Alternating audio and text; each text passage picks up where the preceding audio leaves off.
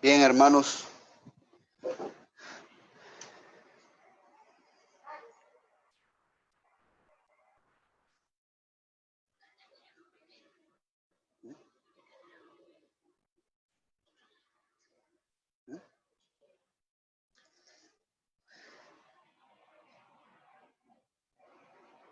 Bien, hermanos, sean bienvenidos. Qué bueno que ya estamos por acá. Vamos a iniciar orando y vamos a pedirle la bendición al Señor para que podamos en esta noche pues abarcar el tema y poder entender lo que Él quiere darnos a conocer a través de su palabra acerca de la palabra pecado, que es bien, bien importante. Padre, gracias por el momento, la oportunidad que nos das de nuevamente podernos reunir. Gracias por este grupo de hermanos que se están conectando y que tienen un deseo, Señor, de aprender de tu palabra. Te pido, Dios, que puedas guardar sus vidas, que puedas bendecirles, que puedas darle paz y tranquilidad que solo vienen, Señor, de entender tu palabra de manera panorámica, de manera completa, de manera profunda. Oro, Señor, para que muchas más personas se puedan ir agregando. Oro para que nos des el entendimiento, Señor. Y asimismo oramos por la situación mundial en la que estamos. Oramos, Señor, para que puedas guardar las vidas, que puedas guardar las familias. Oramos por los hermanos de la iglesia que están pasando situaciones adversas a causa de toda esta situación. Pero entendemos, Señor, que es un poco de sufrimiento, un poco de incomodidad mientras llega algo mejor. Señor, nos ponemos en tus manos sabiendo que tú tienes el control absolutamente de todo y nosotros como creyentes, nosotros que tenemos fe, reconocemos que cualquiera que sea el resultado de todo esto es conforme a tu santa y preciosa voluntad. Independientemente cuál sea, estamos listos para adorarte, para servirte, para amarte y bendecir tu nombre. En el nombre poderoso de Jesús, amén y amén. Bien, hermanos, vamos a estar el día de hoy definiendo, bueno, ya hemos venido definiendo algunos conceptos bíblicos, palabras bíblicas que por lo regular estamos escuchando en los sermones diariamente. Espero que sean palabras que usted escucha diariamente en los sermones, pero todas estas palabras tienen significados teológicos más allá de lo que nosotros podamos meramente entender. Son palabras claves, son palabras básicas y como repito, tienen el propósito de que cuando nosotros las estudiamos podamos profundizar en el significado no solamente que tiene en la cultura, el significado que tiene de manera lineal, sino el significado que la palabra de Dios le pone y cómo Dios la define. El día de hoy vamos a estar viendo la palabra pecado. Por lo regular, y como decía hace un momento, yo en su iglesia o a medida que usted va escuchando los sermones, donde sea que usted los escucha, escuche constantemente la palabra pecado y no el pecado de Sansón, el pecado de la mujer adúltera. Está bien todo eso, pero todo eso lo tiene que llevar a usted a reflexionar en base a su propio pecado. Predicadores, y ya lo vamos a ver más adelantito, predicadores hoy en día tienen miedo a utilizar esta palabra, tienen miedo a confrontar al pueblo con respecto a sus pecados, y eso está distorsionando el propósito en sí de la iglesia. Entonces creo que la palabra pecado es vital tener una perspectiva clara de lo que es el pecado. Tanto así que podríamos decir, aunque suene tal vez un poco raro, un poco extraño, que nuestra primera necesidad en la vida es aprender acerca del pecado, es entender qué es el pecado en sí, debido a que pareciera un poco raro todo esto, pero si usted no ha aprendido a discernir, a desarrollar o a entender el tema del pecado, usted no puede entenderse a sí mismo. Es increíblemente necesario que las iglesias, los pastores, hablen y definan lo que es el concepto de pecado. Si usted no tiene un concepto claro del pecado y hasta dónde llega el pecado, distorsionando todo lo que Dios diseñó desde un principio, usted no jamás va a poder entenderse a usted mismo, primero. Segundo, usted no va a poder entender a sus pares, usted no va a poder entender a las personas con las que vive. En la iglesia tenemos un discipulado que se llama cuando los pecadores dicen acepto. Es un discipulado que damos a los matrimonios. Y son dos pecadores que unen sus vidas. Y la tesis total del libro es que para nosotros poder saber sobrellevar un matrimonio, tenemos que entender nuestro pecado y entender el pecado de la otra persona. No para tolerarlo, no para hacerse el del ojo pacho, sino para saber cómo tratarlo, para saber de qué manera podemos ayudar. Nosotros no vamos a poder tener éxito en nuestras relaciones familiares, en nuestras relaciones matrimoniales, en las relaciones con los amigos, con los hermanos incluso de la iglesia, si nosotros no entendemos qué es el pecado y cómo obra el pecado. Entonces es importante que para que nosotros nos entendamos a nosotros mismos y entendamos a nuestros pares, es importantísimo tener conocimiento acerca del pecado. Tampoco, si usted no tiene el conocimiento básico, vital del pecado, una perspectiva clara, tampoco vamos a entender el mundo en el que vivimos. El mundo en el que vivimos es un mundo caído y de hecho la maldición del Génesis es que el mundo está en contra nuestra. De hecho, la palabra dice que el mundo gime a una esperando la redención que Dios va a traer. Si el mundo está gimiendo es porque el mundo está maldito a causa del pecado de Adán y Eva. Eso usted lo puede leer en el Génesis. Entonces, este mundo funciona no de la manera en la que fue diseñado. Cuando Dios diseña el mundo, dice la palabra que lo que hizo en 6 días lo hizo bueno en gran manera. Ahora, todo lo que nosotros vemos, todo lo que nosotros estamos sufriendo, todas las cosas que estamos experimentando, no son parte del diseño de Dios. Ya el pastor Mario habló de esto. Sí, está dentro de la voluntad de Dios, sí, Dios lo permite y todo lo demás, pero no fue el diseño inicial de Dios.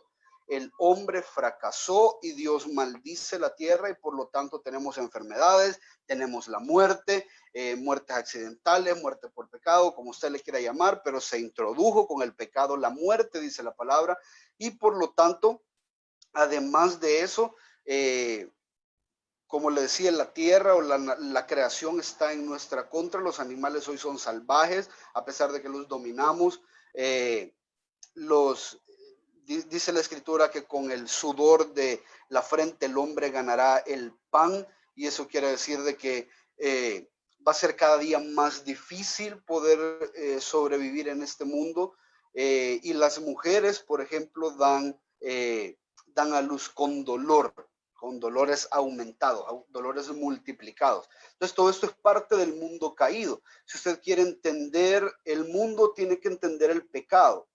Y evidentemente mucho más aún, si usted no entiende el pecado, usted no jamás va a lograr entender el tema de la fe cristiana.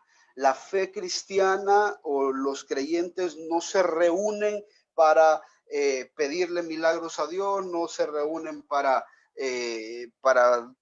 qué sé yo, para dramas, para entretenimiento. Sí, está bien que todas estas cosas usted pueda pedirle al Señor y todo, pero el propósito principal por el que la iglesia se reúne es para aprender de parte de la palabra cómo ser santo. Y para ser santo usted tiene que ir abandonando el pecado. Entonces, ese es el propósito completo de la fe cristiana. El propósito o el objetivo principal de la fe cristiana es vivir en este mundo, como lo veíamos el día de ayer o hace un par de días, vivir en este mundo, pero no ser parte del mundo, vivir alejado lo más posible del pecado.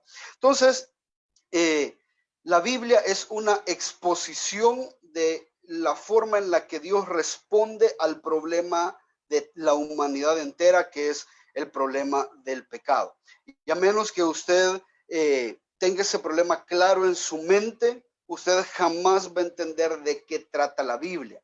Los primeros 2 capítulos del Génesis dan el escenario en el que se desarrolla todo esto. Son los 2 únicos capítulos donde no se habla acerca del pecado, pero ya en el capítulo 3 el pecado irrumpe en la historia de la humanidad y Dios empieza a tratar con la humanidad ya en base a cómo solventar esta situación de pecado.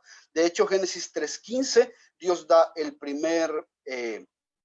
la primer promesa mesiánica, o como algunos le llaman el protoevangelio, el primer evangelio, que es Dios prometiendo que va a solventar el problema de pecado. Y desde Génesis 3:15 hasta Apocalipsis se desarrolla la historia de cómo Dios aborda este problema. Entonces, si usted pierde de vista este tema, usted va a perder por completo el tema y el propósito de las Escrituras. No se va a entender, y por eso vuelvo que es importante esto, porque si usted no entiende el pecado, jamás usted va a entender el amor de Dios. El amor de Dios solo puede entenderse cuando hay una concepción clara del pecado, porque usted y yo somos pecadores y Dios nos amó a pesar de eso. La Biblia lo dice una y otra vez. Efesios capítulo 2 versículo 1 dice que cuando estábamos muertos en nuestros delitos y nuestros pecados, Dios envió a su Hijo para morir por nosotros. La base de que nosotros entendamos la obra de Cristo y el amor de Dios manifestado en la cruz del Calvario, y que nosotros entendamos todo esto, tiene que ver con que usted entiende el tema del pecado. Usted no va a poder entender el evangelio, la redención, van a ser temas completamente ilógicos para usted.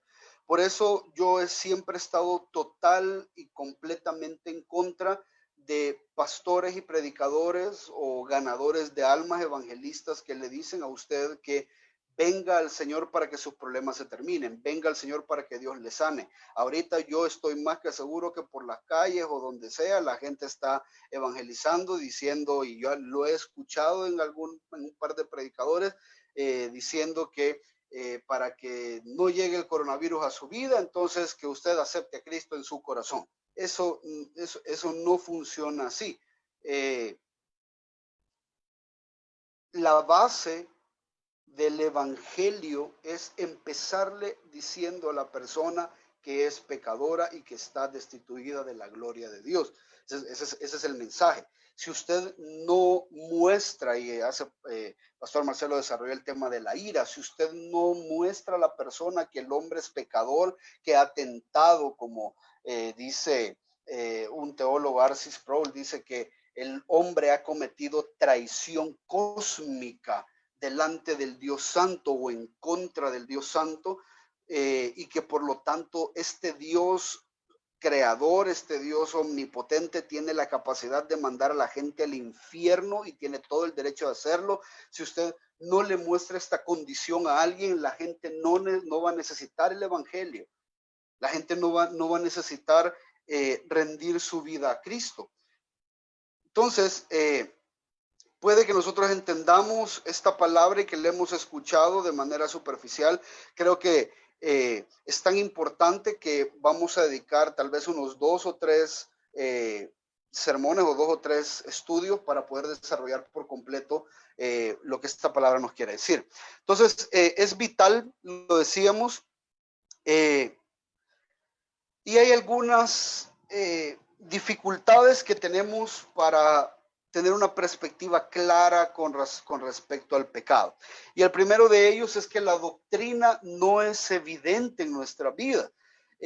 Si no existe una fuente de verdad, si usted no va a las escrituras para que ellas definan lo que usted es y lo que es el pecado y cómo el pecado funciona en nuestras vidas, la doctrina no se hace evidente. Por más que no, independientemente la gente, ya hablamos de la revelación general de Dios. Esto solamente cuando Dios se revela de manera general en la creación y todo esto, solamente podemos entender de que hay un ser creador, pero no entendemos que nosotros hemos dañado o hemos fracasado en los estándares que este Dios nos ha puesto. Entonces, la doctrina no es tan evidente en nuestras vidas. Tiene que haber alguien, y eso es algo constante, tiene que haber alguien que señale nuestro pecado. Para que usted y yo nos podamos dar cuenta del pecado en el que estamos, tenemos que tener a alguien que nos lo señale.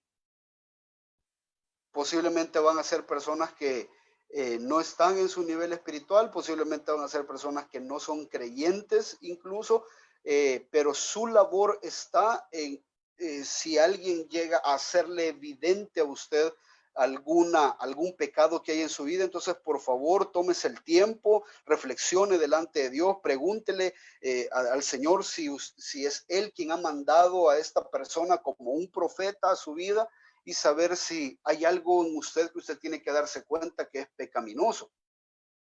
Esto lo podemos ver incluso con Abraham. Abraham se va a Egipto y miente y dice, le dice a Sara, decí que sos mi hermana. Es una media verdad, es una media mentira. Entonces, bueno, es una media verdad completamente mentira. Y el rey, cuando se da cuenta, le dice, Abraham, ¿por qué estás haciendo eso? O sea, el mismo hombre pagano recrimina la actitud de Abraham. Entonces, no nos damos cuenta y de alguna manera prácticamente que automática, en vez de cuando estas situaciones ocurren en nuestra vida, que alguien nos señala el pecado, tenemos un instinto de autoexcusa. Tenemos un instinto en nosotros como de defender el pecado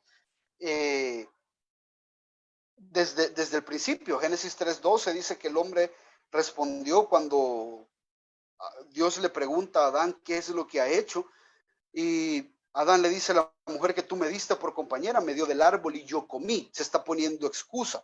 Y aquí, de las excusas a las que nosotros damos cabida, de las excusas a las que nosotros le damos chance que estén en nuestra vida, surge la tentación de diluir la doctrina del pecado. A nadie le interesa aprender de la doctrina del pecado porque estamos tan cómodos autojustificando o excusando los pecados que hoy por hoy hacemos.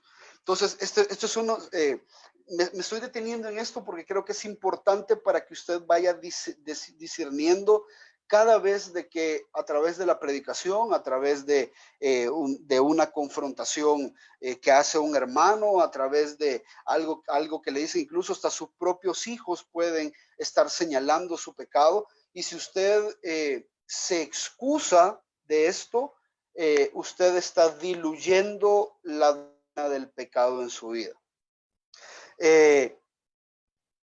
Los hombres, como le decía, estamos cediendo a esta tentación de diluir la doctrina del pecado, y por lo tanto se necesita gracia e iluminación espiritual para creer que nuestros pecados son algo realmente serio delante de los ojos de Dios, tal cual como la Biblia dice.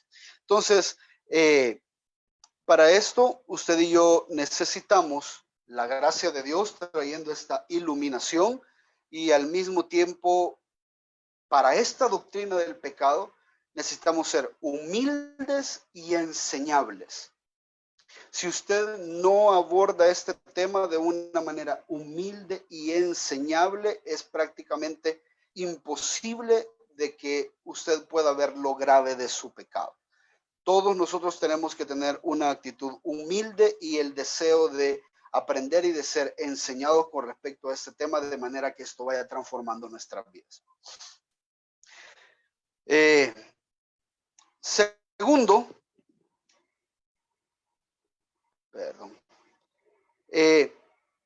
la doctrina bíblica del pecado emerge del conocimiento bíblico de la santidad de Dios. Si usted no conoce, si usted no entiende la santidad de Dios, es prácticamente imposible que usted entienda lo grave que es su pecado.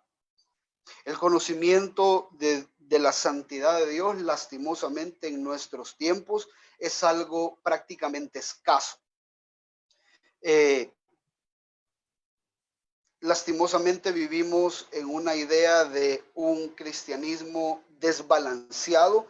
Las prédicas están prácticamente desbalanceadas en cuanto a los atributos de Dios. A la gente le encanta escuchar del amor de Dios, le encanta escuchar del poder de Dios para hacer milagros, le encanta a la gente escuchar de aquellos textos que dice todo lo puede, no hay nada imposible para Dios. A la gente le encanta escuchar de esos textos, que todo eso es verdad, pero si usted no conoce la otra parte de Dios, que Dios es un Dios celoso, que Dios está irado en contra del impío, que Dios es un Dios santo y demanda santidad de su pueblo, usted está teniendo solamente una parte de Dios y por lo tanto esto no le va a servir a usted para su crecimiento espiritual.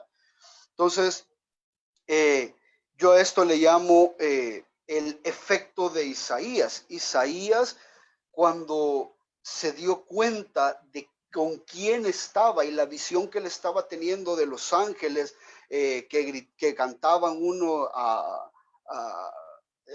voces y decían, santo, santo, santo, Isaías tembló.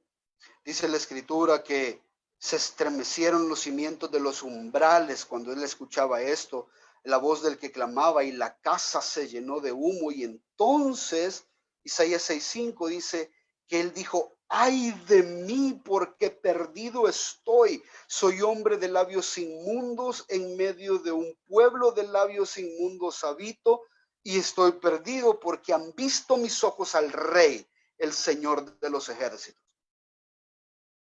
Algunos dicen, no, pero es que eso es del Antiguo Testamento. Hermano, en el Nuevo Testamento pasó lo mismo y pasó exactamente con Jesús. Jesús, cuando le dice a Pedro tirar las redes al otro lado, y Pedro le dice, no, si ya estuvimos toda la noche, y obedece al Señor. Cuando ve que recogen todo, que no podían ni tan siquiera subir las cantidades de peces que tenían, Pedro se da cuenta que está delante del Santo. Y temblando, le dice, Señor, ay de mí, apártate de mí, Señor, soy hombre pecador, apártate, porque su vida estaba en juego. Cuando la santidad de Dios, cuando el Dios Santo se manifestaba, la gente no aplaudía. Yo no entiendo hoy cómo es que hay esas alabanzas, o si se le pueden llamar alabanzas, o esas canciones cristianas donde la gente pide por la gloria de Dios. Que la gloria de Dios caiga, que la gloria de Dios caiga. Hermano, usted no sabe lo que está pidiendo porque usted no conoce al Dios Santo, no conoce los efectos de la santidad de Dios en un hombre pecador. La santidad de Dios fulmina a los pecadores. Y lastimosamente, ese desbalance está haciendo que nosotros no entendamos la revelación que Dios ha hecho acerca de sí mismo. Entonces, entender la santidad de Dios lleva al hombre pecador a temblar.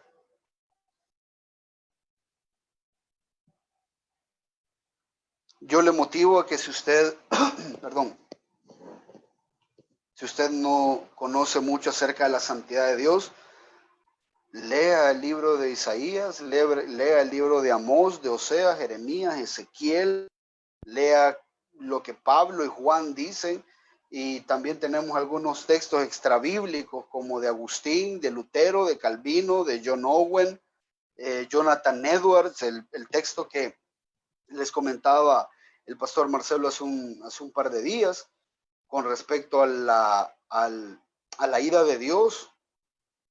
Hermano, cabal como el pastor Marcelo se lo comentaba, cuando este hombre estaba exponiendo la ira santa de Dios, la gente ni tan siquiera había terminado el sermón de predicar y la gente se paraba afligida, llorando y de rodillas clamando que Dios les salvara de esa ira. Hoy la gente no entiende eso, la gente llega a las iglesias, llegan con sus amantes, llegan después de venir qué sé yo, de cometer muchos actos inmorales. ¿Por qué? Porque la gente no entiende el pecado y no entiende la santidad de Dios. Entonces, ¿por qué estoy hablando de esto? Repito, porque la doctrina bíblica del pecado y la gravedad del pecado solo va a tener sentido cuando usted conozca y entienda la santidad de Dios. Y por último, tercero, la doctrina bíblica acerca del pecado, lastimosamente,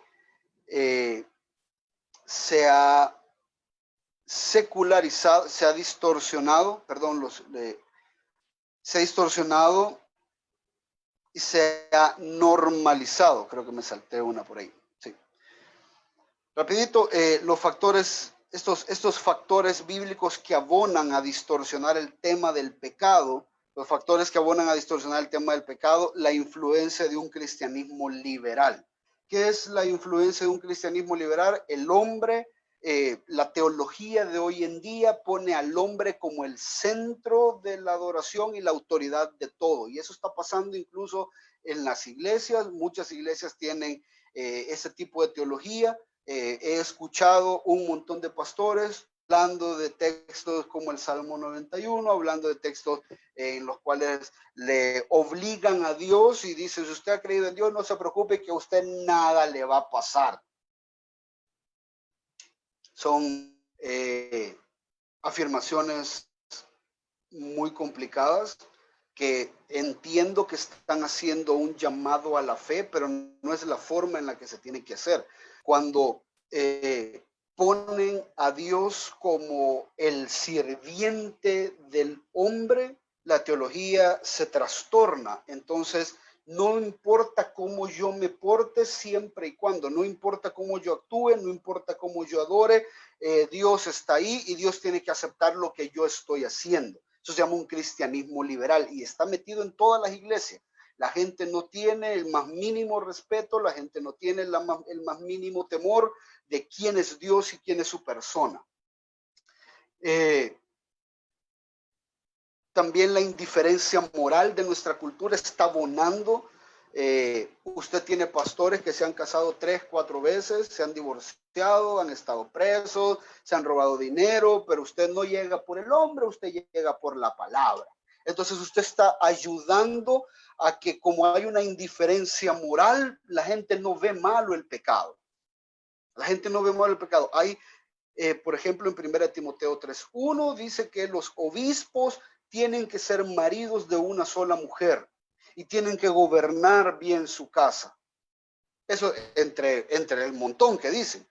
Tiene que ser marido de una sola mujer y tiene que gobernar bien su casa. ¿Cómo es posible que tú puedas tener un pastor y estás contento con el pastor que te está predicando cuando este pastor ha sido infiel a su esposa? Pastor, pero Dios perdona. Sí, Dios perdona, pero tenemos que mantener un nivel de santidad alto también, de manera que no seamos indiferentes a la moralidad que Dios nos pide, adaptando esto a la cultura, porque entonces diluimos el concepto de pecado y tenemos a un pecador viviendo en su pecado, hablándote de un Dios al cual no conoce y esperando que tú te alinees a un estándar moral que ni él mismo cumple. Tenemos una apatía insensible a las cosas de Dios, una tibieza en las cosas espirituales, la gente no quiere orar. Quisiera preguntarle yo a usted en este tiempo de cuarentena, ¿a cuántos les ha mejorado la vida de oración? ¿A cuántos les ha mejorado notoriamente la vida de oración? ¿Cuántos, ya llevamos una semana, por lo menos un libro de la Biblia tuvo que haber leído ya? Si no, muchos de nosotros estamos encerrados en nuestra casa, no estamos haciendo nada, literalmente, estamos encerrados en nuestras casas. Sé que no es la condición de todos, pero si tenés más tiempo, has leído más la Biblia, si tenés más tiempo, has tratado de instruir a tus hijos en algunos temas bíblicos o dejas eso solo para los maestros de escuela bíblica. Si eso está pasando, tú sos parte del problema del pecado. Estamos teniendo tibiezas en las cosas espirituales.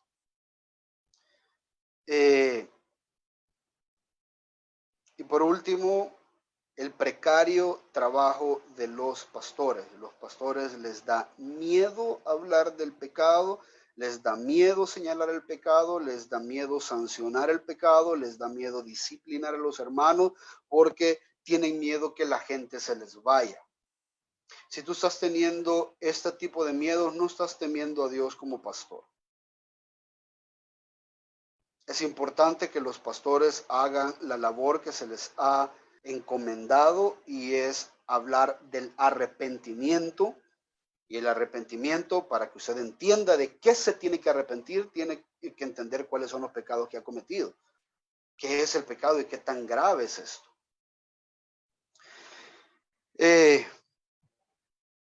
Y por último, y sí, número 3, les recuerdo que, bueno, esto solo es como una introducción, pero si usted tiene preguntas, también las puede ir haciendo y las puede ir escribiendo por ahí para que luego las podamos contestar. Y por último, la doctrina bíblica del pecado se ha normalizado y se ha secularizado en nuestros tiempos. No solo en el mundo, sino también dentro de la iglesia. La gente hoy en día habla del pecado, pero no desde un sentido teológico. Hablan del pecado como cualquier cosa, como que si fuera cualquier acción que no importa, que no tiene ninguna gravedad.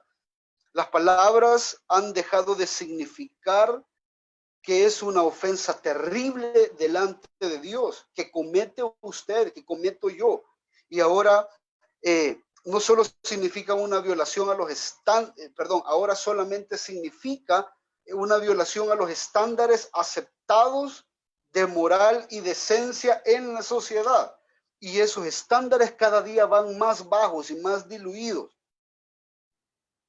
Por lo regular, algunos se enfocan en que es pecado o un pecado grave la inmoralidad sexual, en algunos casos, porque ya ni en eso. Ahora a la fornicación le llaman amor. Ahora hay personas que están evidentemente en pecado, ¿ya? Y tienen el valor y la decencia y la indecencia de estar sirviendo en las iglesias, sirviendo a un Dios santo cuando estás en un pecado que tú no consideras pecado. Eso es grave. Eso es muy grave. Cuando la Biblia habla del pecado, habla de una ofensa al Dios santo, que lo pone en un lugar al pecador de merecer la muerte. Eso es lo que dice Romanos 6:23. A la gente se le ha olvidado esto, pero Romanos 6:23 dice que la paga del pecado es muerte. Todos aquellos que son pecadores merecen la muerte. Eso es lo que nosotros no entendemos. Hemos secularizado esto y como la gente se comporta de tal manera, hoy hasta de chiste lo agarramos y decimos, ay, qué gran pecado ese que has cometido. Y no llevaste al niño a comer, qué pecado. Lo dejaste hambrear un tiempo de comida, qué pecado. Sí, puede ser que sea pecado, pero lo has secularizado, lo has hecho parte de tu vocabulario diario y ni tan siquiera entendés lo que significa. Y también se ha normalizado. Yo creo que muchos de ustedes o la mayoría de nosotros nos hemos topado con este dicho cuando le decimos o estamos hablando de algo con alguien y viene alguien y dice, pues sí, pero de todo modo nadie es perfecto. Nadie es perfecto. Entonces, cuando hablamos de que está secularizado, estamos justificando nuestros pecados y venimos y decimos, no, pues sí, pero si nadie es perfecto. ¿Sabe? Esto es bien complicado porque parece que a la gente no le preocupa ser perfecta. Claro, jamás vamos a alcanzar la perfección que Dios demanda. Ahí es donde entra la necesidad de un Salvador, la necesidad de Jesucristo. Pero el hecho de que usted no sea perfecto no debería de acomodarlo. El hecho de que usted no sea perfecto le debería de preocupar porque la perfección es el estándar que Dios manda de cada una de sus criaturas. Eso es lo que Dios demanda. Si la gente no es perfecta y no por encima de ellos o no han creído en la obra perfecta de Jesucristo, que fue el único perfecto que logró hacer una obediencia perfecta delante de Dios, hermano, usted va a ser juzgado por sus obras, por cualquiera y por muy mínima que esta obra sea. A veces creemos que Dios cuando la gente dice, pues sí, pero nadie es perfecto, a veces usted cree que Dios nos va a juzgar por una curva, así como, bueno, aquí están los que están muy buenos y aquí están los que están muy malos y yo estoy como en medio. Yo no soy ni bueno ni malo, entonces nadie puede llegar a ser perfecto. Pero esa es la razón por la que Dios te condena, porque no sos perfecto. Entonces hemos secularizado, hemos normalizado estas situaciones. Todos cometemos errores, dice, y eso es como darnos permiso, como darnos un autopermiso. Todos podemos cometer errores, todos podemos equivocarnos. ¿Quién dice que todos se pueden equivocar? Claro, en tu condición caída te equivocas, pero no tenés permiso de hacerlo. En tu condición caída tomas malas decisiones que van en contra de Dios y te das cuenta que estas han traído consecuencias y te equivocaste y no podés decir, bueno, todos nos equivocamos, porque eso es parte de la normalización, eso es parte de la secularización. El hecho que todo mundo se equivoque es justamente la razón por la cual la gente va a terminar en el infierno. Esa es justamente la razón. El hecho que te equivoques, el hecho que te des cuenta que estás cometiendo errores, es la evidencia de que hay algo malo que está dentro de ti.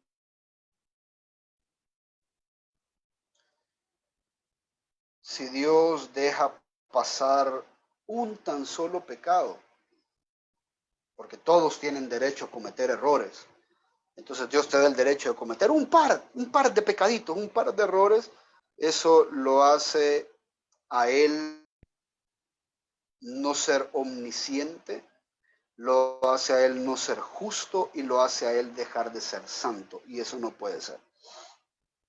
Entonces es importante que usted entienda que ninguno de nosotros podemos justificar nuestros pecados. Es completamente grave. El hecho de que todos lo cometan, repito, y quiero que se le quede bien grabado esto, el hecho de que todos lo cometan es la prueba máxima de que el mundo está condenado.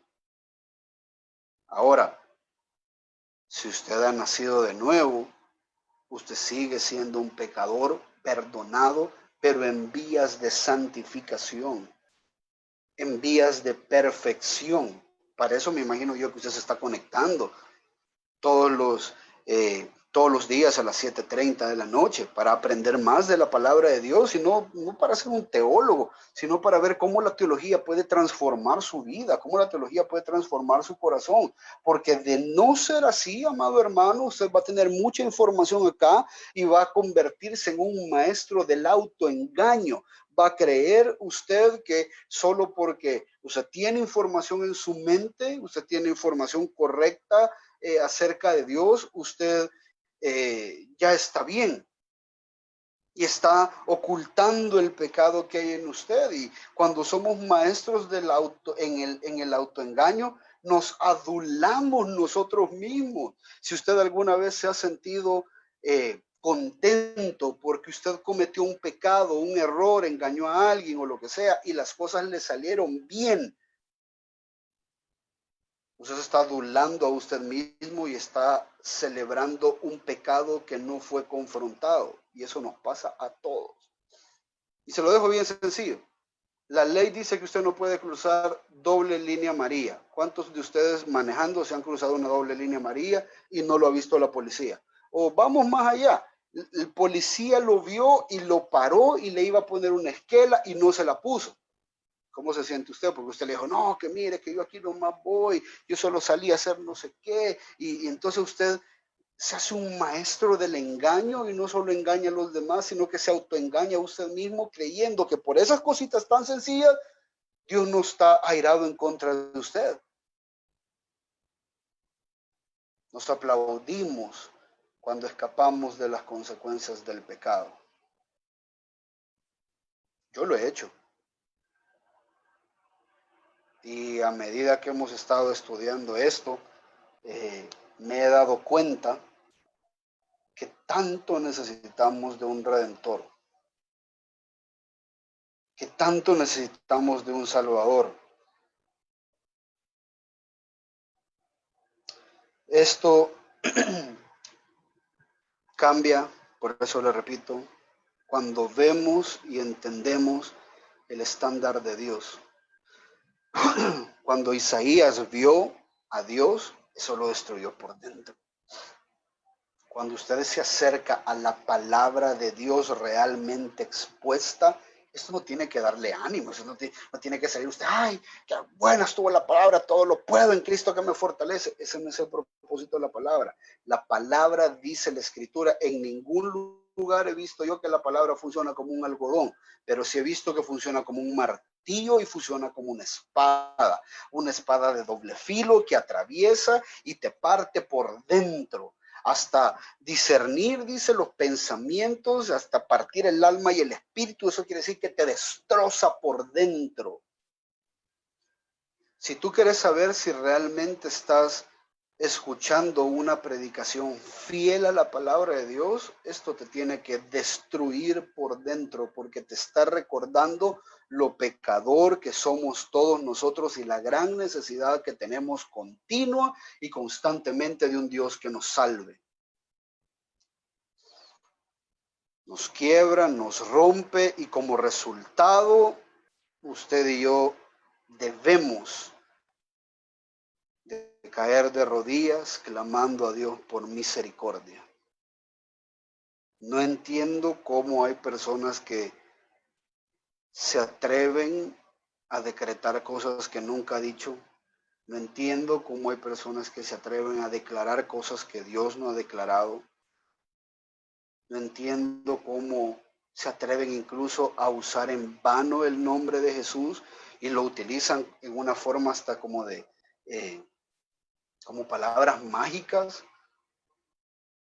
porque dice, declaramos en el nombre de Jesús que esta persona se va a sanar.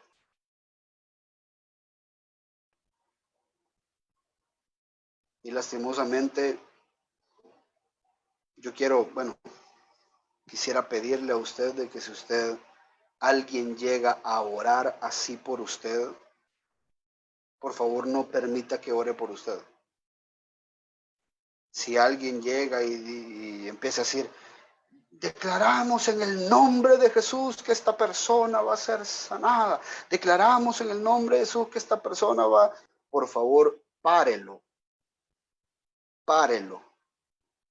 porque Dios puede incluso utilizar su vida, su salud y hacer que usted se muera para demostrarle a la gente que esa persona que oró de esa manera es un falso profeta. Cuando uno entiende y uno es hijo de Dios, uno no viene a tomar la posición de alguien que gobierna, de alguien que reina. Es todo lo contrario. Entendemos la tremenda misericordia que Dios ha tenido con nosotros, lo grandes y profundos pecadores que hemos sido, y eso nos tiene que llevar a nosotros a pedir más misericordia, porque así de profundo es el daño del pecado que el pecado ha hecho en nuestras vidas y en la relación con el Dios creador.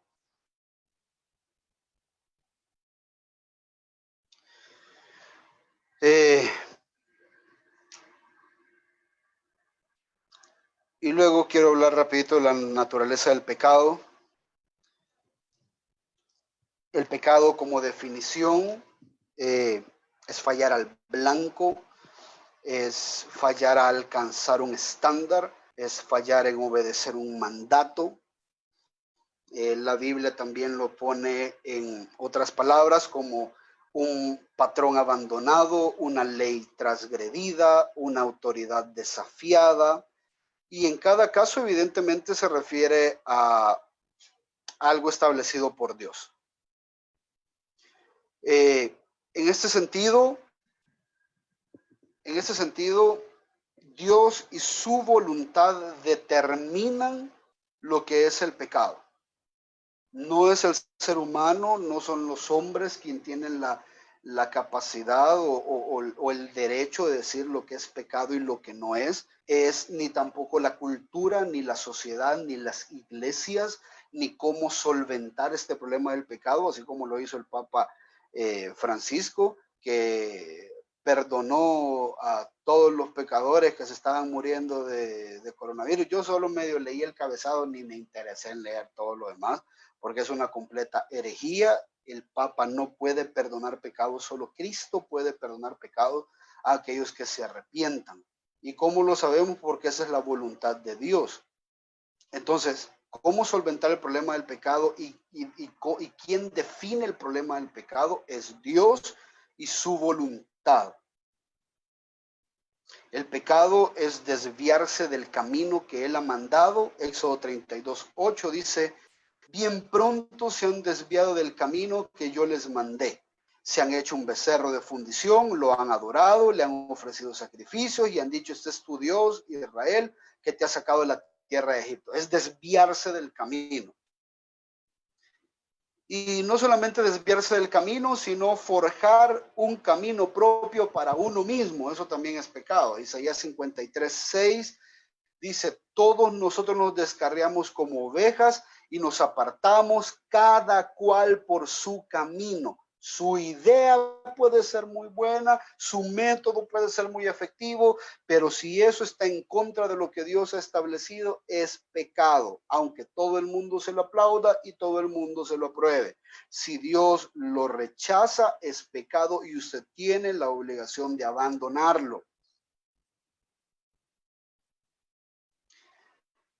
Porque el pecado es ir en una dirección contraria a Dios, es darle la espalda a Dios, es desafiar a Dios, es ignorar a Dios. Yo temo mucho y me duele mucho por las personas que algunas veces se les señala algún pecado, se les señala en amor, evidentemente, que se están desviando del camino del Señor, que están tomando sus propios caminos, y la gente responde con: pastor, usted no entiende mi situación. Ok, puede ser que yo no le entienda, pero eso no te da derecho a faltar al estándar bíblico. Sí, puede ser que no entienda tu situación, ¿ya? Sí, o sea, tal vez nunca he estado en tu situación, tal vez nunca he estado en tus zapatos, pudiera tratar de hacer hasta lo imposible para tener un poco de empatía contigo, y tal vez jamás voy a entender por lo que tú estás atravesando. Pero si la Biblia dice que las acciones que estás cometiendo, aunque yo o el mundo entero no te las entienda, si la Biblia dice que son pecado, estás transgrediendo la ley de Dios. Y estás ofendiéndolo a Él por andar en tus propios caminos. Y esto en un sentido positivo, la esencia del pecado, cuando hablo de un sentido positivo, es en un sentido activo. La esencia del pecado es tener un orgullo tal que te lleva a jugar a ser Dios. Y ese, si usted se recuerda, ese fue el pecado, o fue la invitación que Satanás no mintió en hacer a Adán y Eva.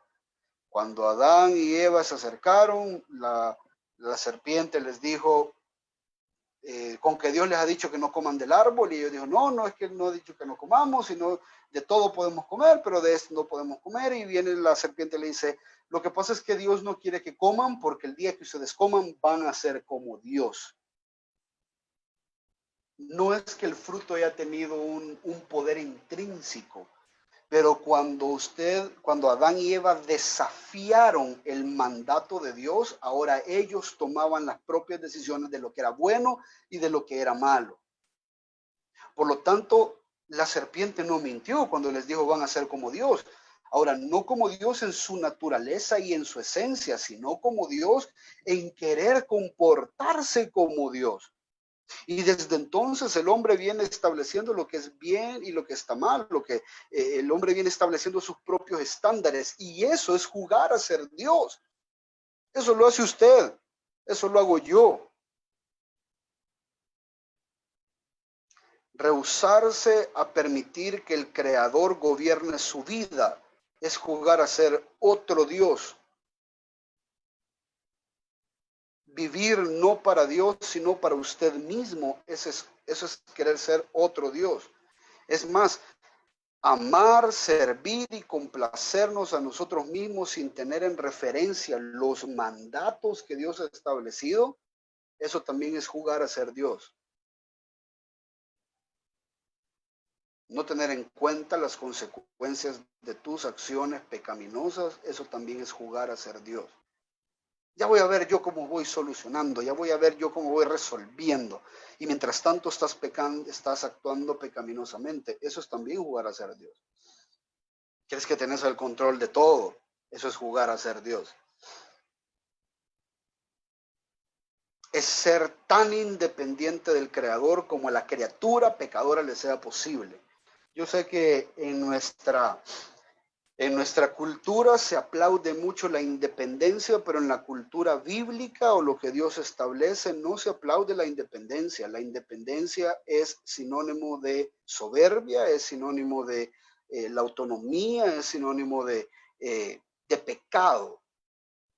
Sí, hay ciertas cosas que usted puede hacer ya desarrollando su madurez, pero usted se recuerda, hay un proverbio que dice, instruye al niño en su camino y aun cuando fuere viejo no se apartará de él. ¿Qué quiere decir eso? Que usted no debe de pretender ser independiente totalmente de sus padres terrenales mientras ellos están vivos. Ellos siguen teniendo injerencia en su vida y tienen todo el derecho para tenerla. ¿Por qué? Porque así estaba establecido en las escrituras. Y los hijos tienen que honrar a sus padres hasta el día de su muerte. ¿Por qué? Porque así está establecido en la escritura. La independencia, es más, el Señor cuando nos salva, nos hace parte de un cuerpo y dice que no todos somos manos y no todos somos pies y no todos somos orejas, sino que hay una oreja, hay una mano, hay un pie, hay unos dedos y todos necesitamos de todos. Cristianos que dicen, no, yo no me congrego en una iglesia, esos no son cristianos, porque son independientes. La independencia y la escritura no se llevan, porque la independencia es algo que surge del orgullo, la independencia es algo que surge del mismo pecado, de querer ser como Dios. El único ser que tiene aceidad, se llama este atributo, el único ser que tiene la capacidad de no depender de nadie, que es autoexistente y que no necesita de nada ni de nadie para existir, es Dios, es el único. De ahí todos nosotros somos dependientes de algo o de alguien de alguna manera. Y todo aquel creyente o aquella persona, criatura humana que no quiere depender de Dios, que es independiente, está jugando a ser Dios.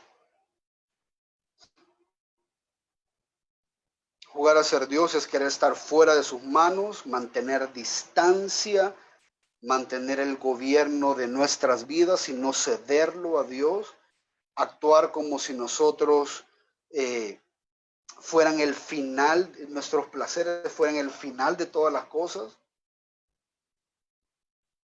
Y una de las formas más pecaminosas que yo he visto, y tal vez voy a ir terminando con eso, introducción parte 1, hermanos. Tal vez una de las formas más pecaminosas que yo he visto hoy en día en las iglesias es utilizar a Dios como un medio para conseguir otras cosas. Eso es jugar a ser Dios también. Porque Dios, en su omnipotencia y en toda la soberanía y la voluntad perfecta que Él tiene, utiliza medios para conseguir cosas, pero eso está bien porque Él es Dios. Él a veces para proveerle al vecino lo va a utilizar a usted. Él a veces para traerlo a usted a sus pies y enseñarle el evangelio, no se le apareció él mismo, utilizó un medio para eso, pero eso está bien porque Él es Dios. Ahora, cuando usted quiere hacer lo mismo y usted quiere obtener cosas y utilizar a Dios para eso es complicado. Eso es completamente complicado. Y ¿sabe qué se me viene a la mente? Esas reuniones de milagros que tienen las iglesias, van a adorar a Dios para conseguir cosas, van a adorar a Dios para que le sane, van a adorar a Dios para que restaure sus matrimonios, van a adorar a Dios, adore para que el Señor le bendiga, adore, adore. Nos creemos dioses que podemos utilizar a Dios como medio para conseguir otras cosas. Y eso es un grave pecado porque nos lleva a nosotros a exaltarnos por encima del Creador.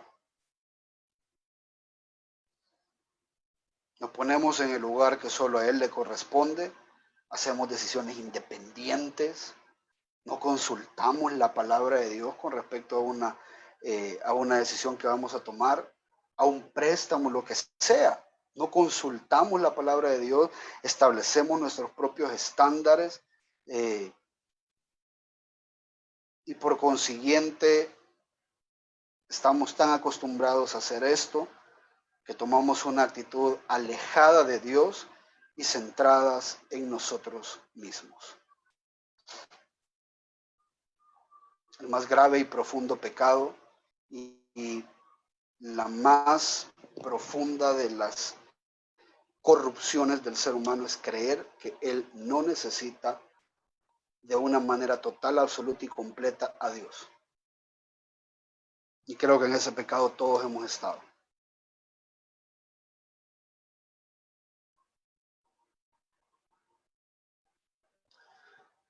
El problema del pecado es verdaderamente serio. El problema del pecado es grave. Porque si el problema del pecado no se solventa, usted no puede arrepentirse de manera genuina si usted no entiende lo profundo y lo grave que este pecado hace en su relación con Dios. Usted jamás va a necesitar un salvador. Va a andar buscando un Dios terapeuta, va a andar buscando un Dios como Santa Claus que da regalos, va a andar buscando un Dios que lo sostenga en sus dificultades, pero nunca un Dios que le transforme de manera que usted pueda llegar a ser santo y cada día conocerlo más a Él y acercarse más a Él. La demanda de Dios es sean santos como yo soy santo. Y para ser santo, tenemos que abandonar el pecado. Y una de las mejores herramientas para abandonar el pecado es entender la gravedad de lo que el pecado hace en nuestras vidas. No puede haber evangelio si usted no entiende su estado de pecaminosidad. No puede haber vida cristiana si usted no entiende que el centro es adorar porque le ha salvado de este pecado, de su pecado. Vamos a detenernos hasta ahí.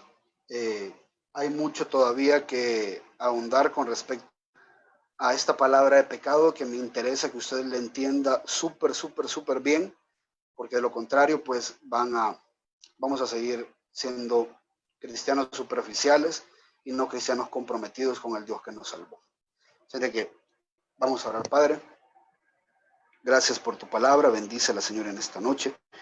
Oramos para que tú nos puedas cada día instruir más en ella, que nos puedas edificar y que seas tú, Señor, cambiando los conceptos que tenemos con respecto a estas palabras, poniendo en nosotros los conceptos bíblicos, los conceptos teológicos, para que cada vez que los escuchemos sepamos a qué se está refiriendo el predicador y que podamos así tener una mejor o un mayor entendimiento de tu palabra. Gracias por ser un buen Dios. En el nombre de Jesús. Amén y amén. Bien, voy a dejar un tiempo para las preguntas. No sé si hay preguntas, aunque creo que esto solo era como introducción, pero vamos a ver, hay una pregunta. Bueno, hay dos preguntas. Dice, bueno, no hay preguntas herejes o absurdas. El punto es que podamos ir clarificando, pero dice, eh, ¿nuestro pecado como hijos de Dios es igual de ofensivo que el de un inconverso? Sí. Es igual de ofensivo, sigue ofendiendo a Dios, pero ya Dios no nos trata como pecadores impíos, sino que nos trata como a sus hijos. Dios, y esto lo hablamos creo que con el pastor Marcelo, nuestro pecado sí ofende a Dios, pero Dios una vez nos salva, está comprometido a hacernos a la imagen de su Hijo Jesucristo. Entonces, para eso nos disciplina y muchas veces nos duele, muchas veces nos quita cosas, muchas veces nos castiga, pero este castigo no es en base a sus juicios y a su ira, sino en base a su amor. Si no fuese ofensivo, ya no es ofensivo en un sentido de mandarnos al infierno, pero sí es ofensivo en un sentido que Él no lo va a tolerar. Ya, entonces, creo que algunas veces cuando hay pecadores empedernidos, por ejemplo, que están dentro de las iglesias eh, y que están en múltiples pecados o en pecados completamente evidentes, y eso no les molesta a ellos y creen que el hecho de que no hayan recibido un castigo o una disciplina de parte de Dios es porque Dios lo está aprobando. Creería que es todo lo contrario. Por ejemplo, una persona que está en la iglesia y que se dedica qué sé yo, a vender alcohol, o que es alcohólico, y no le molesta, él no quiere buscar ayuda, no está arrepentido, el negocio le va bien y tiene tal vez un prostíbulo y bueno, pero de aquí es de donde yo como y si no, si a Dios no le agradara, entonces ya Dios me lo hubiera quitado. Eh, yo soy más que seguro que si fuera hijo de Dios, ya se lo hubiera quitado, ¿ya? Pero a veces Dios no muestra su ira, no muestra su justicia en contra del pecador, porque no lo ha salvado todavía, ¿ya? Eso pasa muchas veces. Eh, yo creo que no puede haber un creyente que no esté siendo disciplinado por más de algún pecado. Ahora, lo que dure la disciplina de este pecado va a depender de la reacción del creyente. Y a veces se utilizan a los pastores para traerlos al arrepentimiento, a veces Dios utiliza enfermedades, quita trabajos, incluso hasta te puede meter preso, ya con el propósito que vayamos recapacitando. Entonces, tal vez concluyendo, no debemos de pensar que ahora porque ya estamos en Cristo ya todos nuestros pecados fueron perdonados y ya mi pecado no ofende a Dios. Sí lo ofende, pero lo trata de manera diferente. Lo trata a través de Cristo como nuestros hijos y no con la ira que Él puede o va a desatar con aquellos que no estén en Cristo. No sé si respondo su pregunta.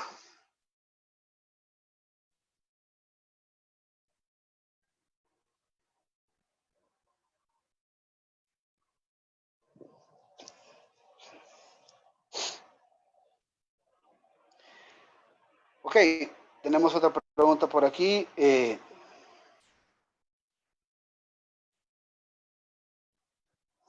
Es posible que como cristianos podamos identificar que nuestra conciencia ha sido cauterizada a causa del pecado, y si esto es así, ¿qué debemos hacer para redimir esto y cómo? Eh, pues por lo regular, cuando hay alguien que está siendo cauterizado por el pecado, no se da cuenta. La, son esas palabras que hemos utilizado las que se utilizan, se autojustifican, que esa es su situación, que nadie los entiende, que nadie está en sus zapatos.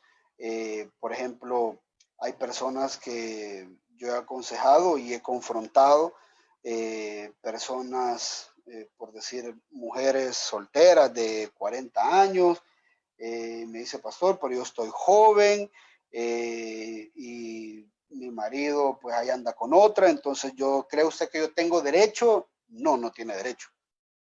Ya, pues sí, pasó, pero yo estoy joven y tengo una vida por vivir por delante. Sí, pero eso no te da derecho a pecar. Ya, eso no te da derecho. Entonces, la gente muchas veces va cauterizando su propia conciencia y por lo regular no se da cuenta. Entonces, qué debemos hacer? Eh, Escuchar la palabra de Dios y cada sermón, por ejemplo, al que somos expuestos, deberíamos de esforzarnos nosotros para ver qué Dios quiere decir a mi corazón. No hay un tan solo sermón que no esté diseñado para transformar alguna parte de la vida del que lo escucha. Ningún sermón, ningún sermón. Ningún sermón que sea expuesto de manera fiel y de manera correcta está diseñado para que haya una tan sola persona a la que no le caiga absolutamente nada. Ahora, posiblemente no todo el sermón se trata de su situación, pero todo pecador debe de tener una disposición a que el Espíritu Santo obre en su corazón. Eso es primero, a través de la predicación que escuchamos, si es creyente, por ejemplo, a través de la predicación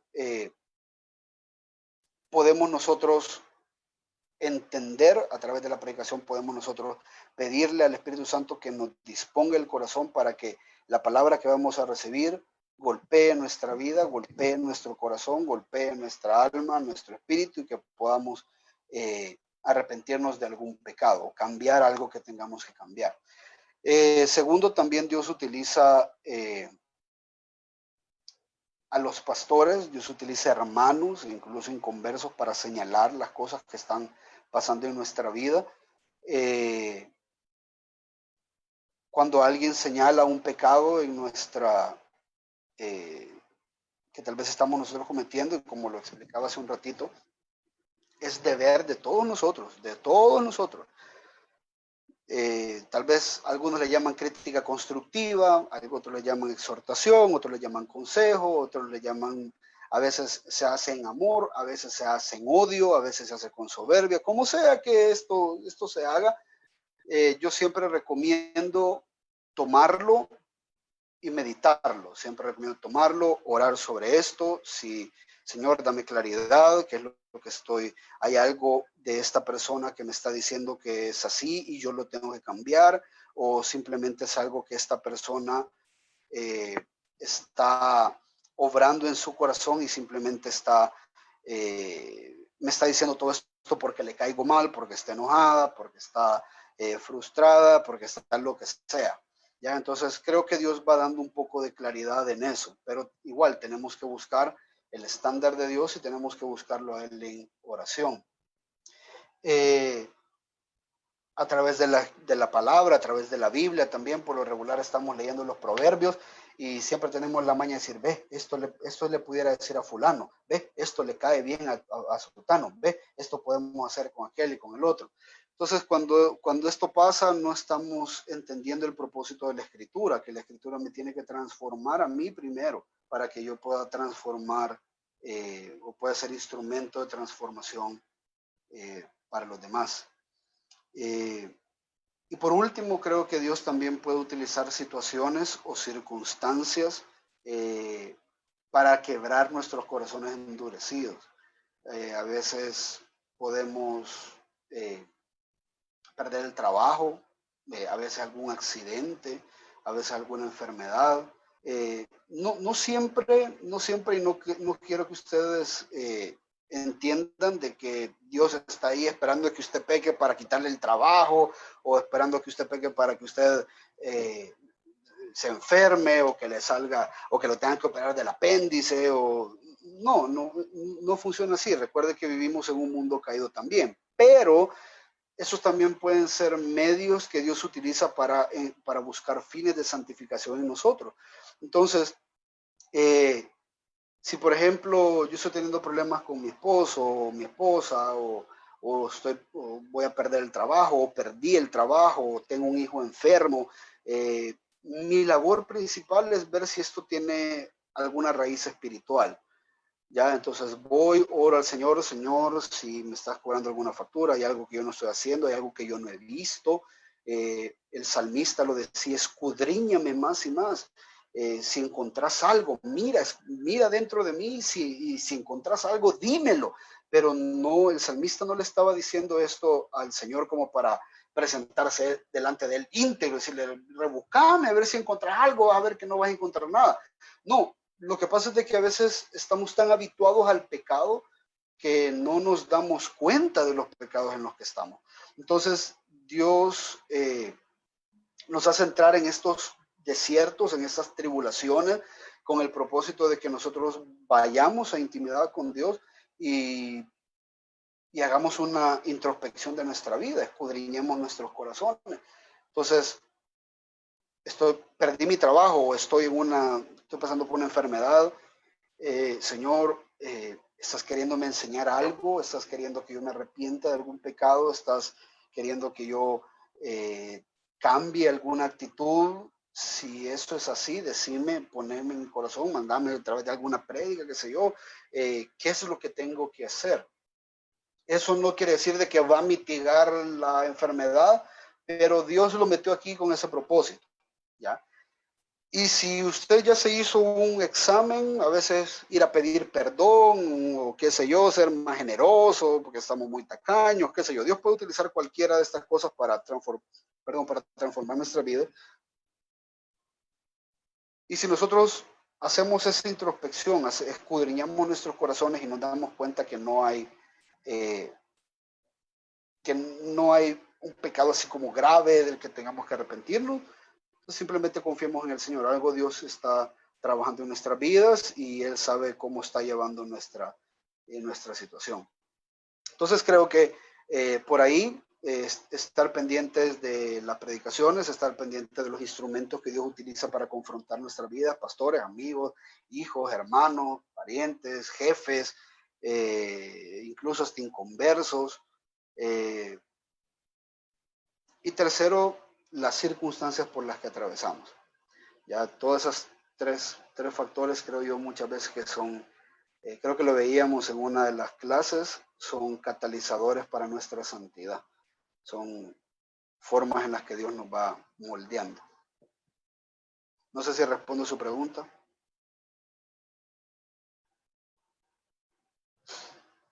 Ok. Dice, tengo una pregunta, Salmo 19:12 dice, ¿quién podrá entender sus propios pecados? Líbrame de los que me son ocultos. Mi oración debe ser que el Señor me perdone sin saber cuáles son o que me los revele para arrepentirme y no cometerlos.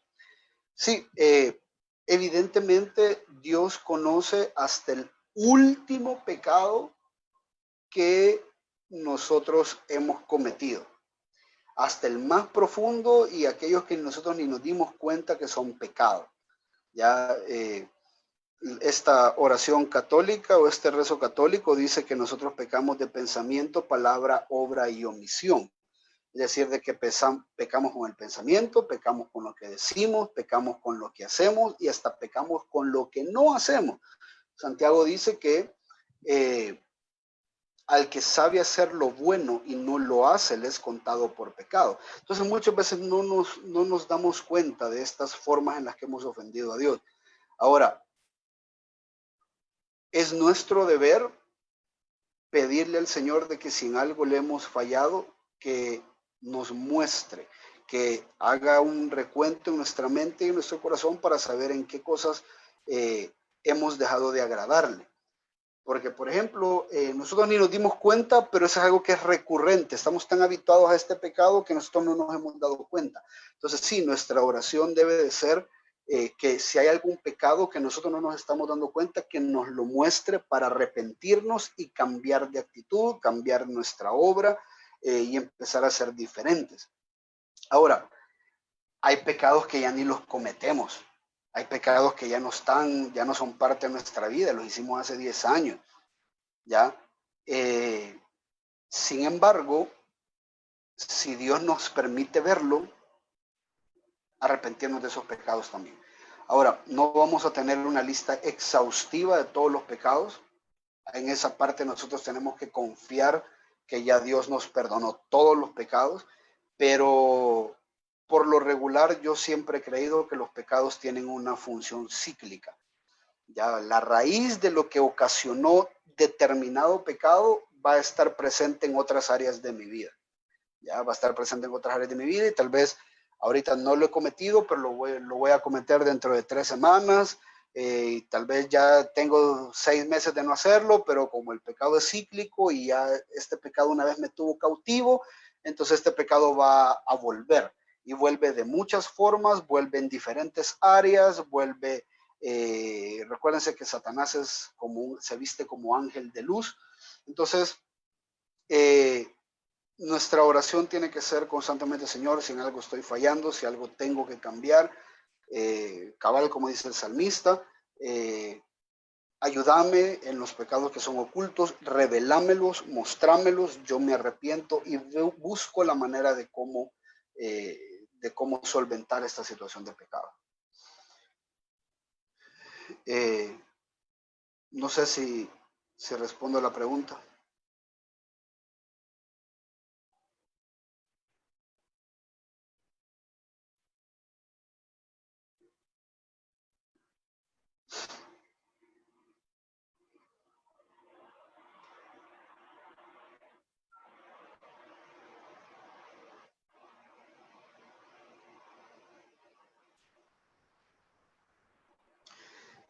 ¿Hay alguna diferencia, dice, entre pecado voluntario y pecados por ignorancia?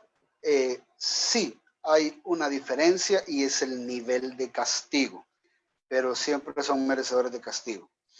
La escritura nos ha dado, o mejor dicho, nadie puede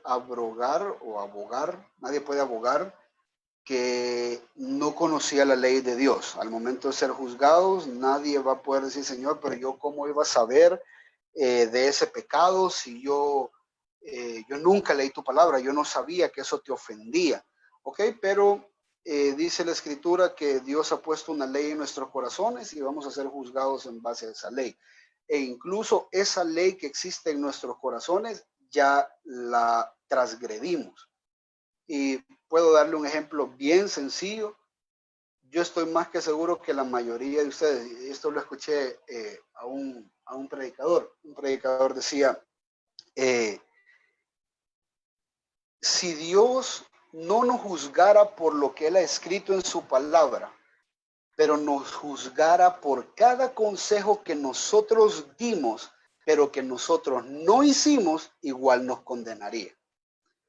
Porque somos buenos para dar consejos, ya, y de lo que nosotros creemos que es correcto, pero nosotros mismos no lo hacemos. Entonces, en ese sentido, Dios ha puesto una ley en nuestros corazones para saber lo que es bueno y lo que es malo, e incluso esa misma ley, por primitiva que sea, la hemos transgredido. Entonces, ¿cuál es la diferencia? Hay un texto en Mateo, que no me recuerdo ahorita, pero lo puedo buscar y se los puedo enviar después por cuestiones de tiempo. Pero ahí el Señor Jesús establece de que hay diferentes grados de sufrimiento o diferentes grados de castigo. Déjenme ver si lo puedo buscar rapidito por aquí.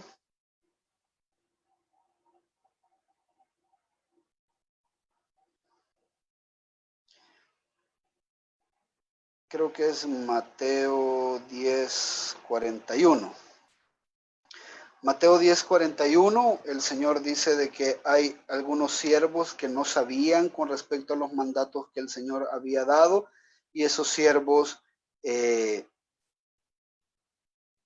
van a recibir castigo. No sé si es Mateo 10:41, yo después se lo puedo enviar. Pero tal vez para parafrasearlo, Hay algunos siervos que no sabían que el Señor iba a venir, esos siervos van a ser castigados. Hay siervos que sabiendo que el Señor iba a venir, le dieron largas al asunto y esos van a recibir azotes, pero hay unos siervos que sabían que el Señor iba a venir y aún así no les importó y comenzaron a portarse de manera más pecaminosa, parafraseando nada más, y el Señor dice que ellos van a recibir muchos azotes. Ya entonces hay gravedad de castigo en el infierno. Eh, hay grados de castigo en el infierno y eso va a depender del conocimiento de la palabra. Pero castigo igual, ya, aunque no hayan conocido la palabra, siempre va a haber castigo. De hecho, Santiago creo que es que dice que no os hagáis maestros muchos de vosotros sabiendo que recibiréis mayor condenación.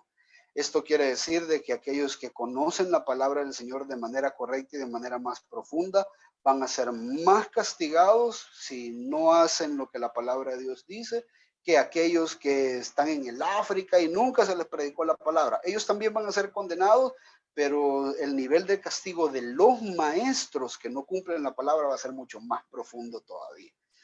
Entonces, en ese sentido sí hay diferencia, pero al final no quiere decir de que Dios va a ver a uno y va a decir, pobrecito nunca nadie le predicó el evangelio, es de que los pecados que hizo los hizo por ignorancia. Entonces, pasa al reino de tu padre. No, no va a funcionar así. No sé si contesto su pregunta.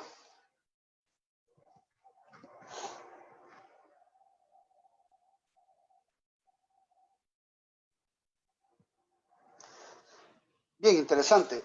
Hay otra pregunta por acá. Dice, ¿en qué ocasiones y por qué es tan indispensable la confesión de pecados con nuestro mentor o pastor? ¿Y cómo dar el primer paso para la confesión debido a la vergüenza que obviamente causa el pecado? Bueno, tal vez yendo de atrás para adelante, el pecado, todo pecado causa vergüenza. Ya esa es una de las consecuencias del pecado. Adán y Eva, después de que comieron del fruto, transgredieron la ley de Dios y se dieron cuenta que estaban desnudos y buscaron formas tontas o arcaicas o primitivas o inútiles de cubrir su pecado. Entonces, ahí podemos ver nosotros la primera acción. La primera acción del pecado en Génesis es vergüenza.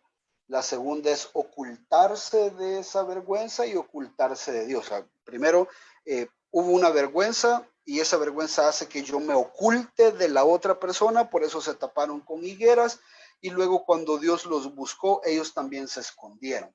Entonces, el pecado siempre tiene eso de dejarlo todo en secreto, ¿ya? Entonces, la confesión, y esto quiero que quede claro, si bien es cierto, lastimosamente es una práctica que hubiésemos adoptado o deberíamos de tener vigente como cristianos evangélicos de los católicos, no funciona de la misma manera. Los hombres, los pastores, los mentores, los discipuladores, los hermanos de la iglesia, ninguno de nosotros tiene la capacidad para perdonar pecados. La única razón por la que se confiesa el pecado es para que evidentemente reconocer con alguien de que hay un pecado que está en mí, porque si no de lo contrario yo me puedo estar arrepintiendo con Dios del mismo pecado una y otra vez, una y otra vez, una y otra vez, y no salir de él y creer de que Dios me está perdonando.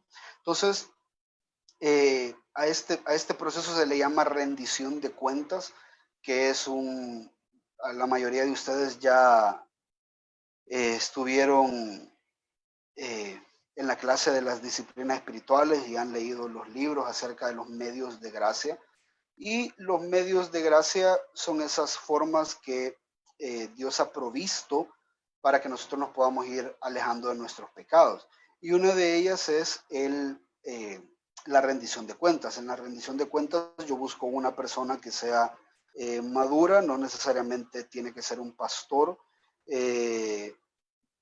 de preferencia alguien que sea maduro en la fe, alguien que tenga conocimiento de la escritura y alguien que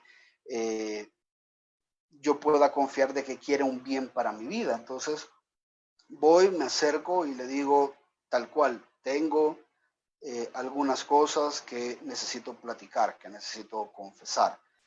¿Por qué? Porque es un pecado que se ha apoderado de mí, es un pecado con el cual estoy luchando, es un pecado que hoy por hoy posiblemente lo tengo controlado, ya no caigo muy seguido, pero tampoco quiero que esto se haga recurrente.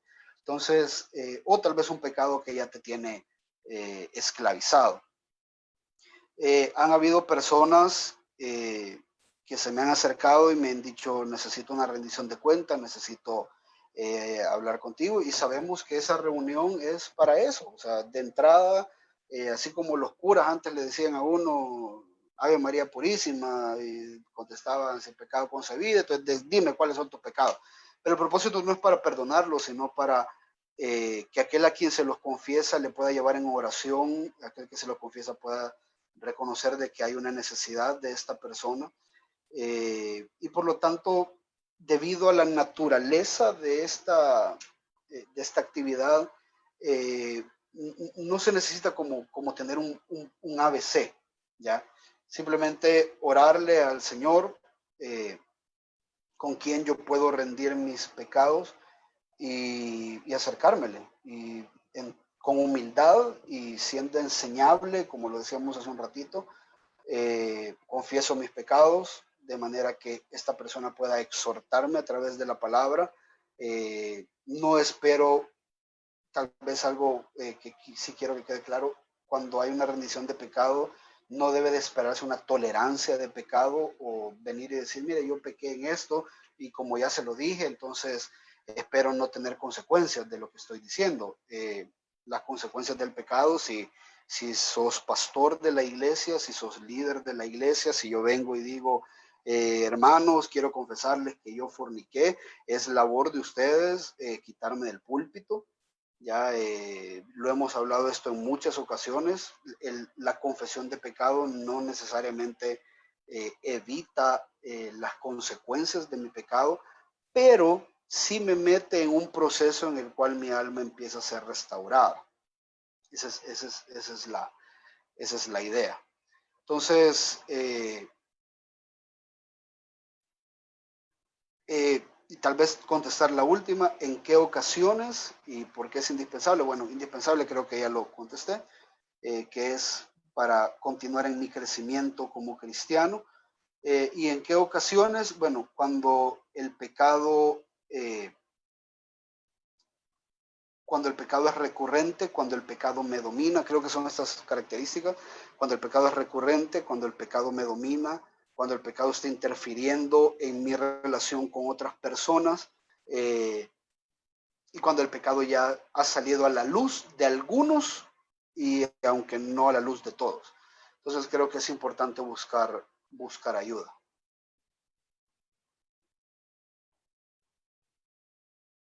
Y repito, quiero que quede claro, esto no es para perdonar los pecados, solo Cristo lo puede hacer, pero sí para cumplir con lo que dice Gálatas y Efesios, que los que son espirituales sepan, ayuden a los más débiles a sobrellevar las cargas los unos de los otros. Entonces, esa es la idea. Uf, quiero ver qué más. No sé si hay alguien más que tenga alguna pregunta.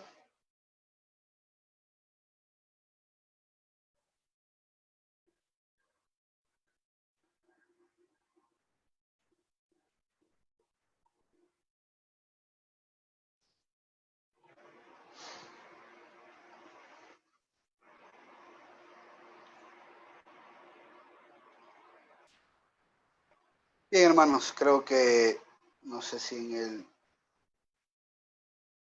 Facebook, no sé si alguien me puede confirmar si en el Facebook hay preguntas porque no las estoy viendo desde acá.